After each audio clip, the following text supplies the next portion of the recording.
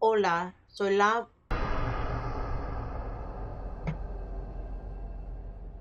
Hey, I'm Dr. Vanessa, and I'm here to share the barriers and the burdens to the beauties and blessings of the higher ed experience. And these views are all mine. As we navigate this semester, we might be struggling if you are taking a language this semester, trying to figure out ways to incorporate studying.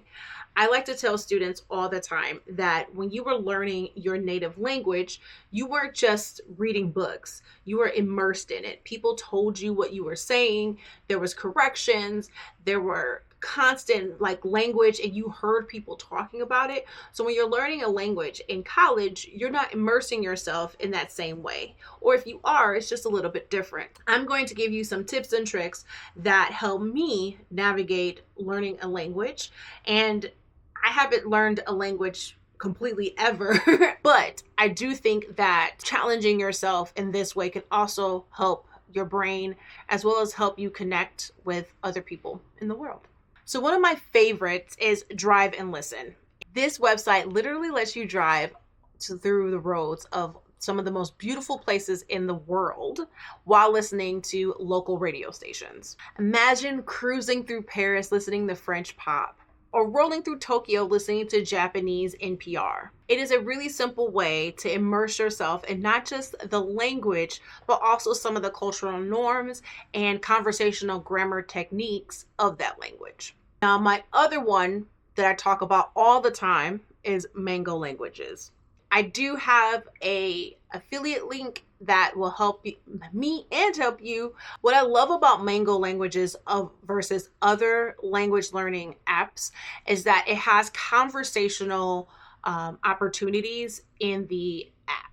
This app has over 70 languages, and it's solely designed to help you with conversational techniques in the language that you want to learn. I also find that I'm a lot more comfortable trying out saying things in Spanish versus before, right? So before I just knew a whole bunch of vocabulary words. Now I feel a little bit more comfortable with doing subject verb agreement, looking at present participle, or other grammar techniques that I'm familiar with in English. Am I fluent? No. But am I comfortable with trying? Yeah. Another way that I recommend that you check out learning a language is watching TV. And I'll even take it a step further with watching some children's television. The children's television is going to help you with the vocabulary words, but it breaks it down in a slower speed than you would if you were watching a show that was designed for teenagers or adults. So I remember going back and watching Sesame Street in Spanish when I was taking a Spanish grammar class. I also remember watching telenovelas. I even go so far sometimes as to look at some of my favorite movies like The Holiday, and I will actually change the language. And because I'm familiar with the story, I have an idea of what's going on, so I'm listening to what they are saying. I will also sometimes switch the subtitles and have the subtitles in Spanish and the audio in English, because again, I have an idea of what the story is, but I'm listening and kind of comparing what the translations would be, which is pretty cool.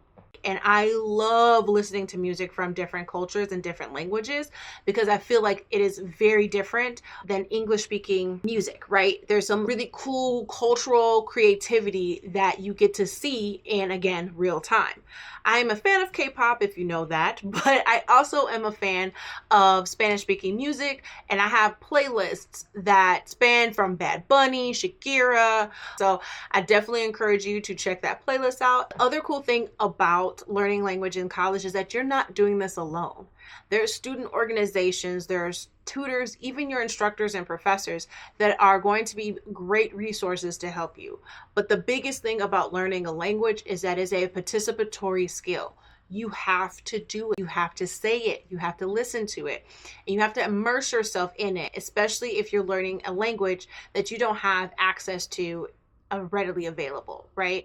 I don't have access to Spanish in my house because my family doesn't speak Spanish, but I have to work really hard to immerse myself. I might not be learning super duper fast because I can't Amazon Prime this, but I am learning, and slow and steady definitely wins the race. Hopefully I shared some ways that you can jump into learning language, especially if you have something going on in your world, like a test or a paper or anything like that. Whether you're driving through the city, listening to local radio stations, doing Mango Languages or other applications, or binge watching your favorite shows, or listening to some new music. There are so many creative ways to continue to learn and grow. So buena suerte. That sounded pretty good. I'm rooting for you. I'm already such a fan. You got this.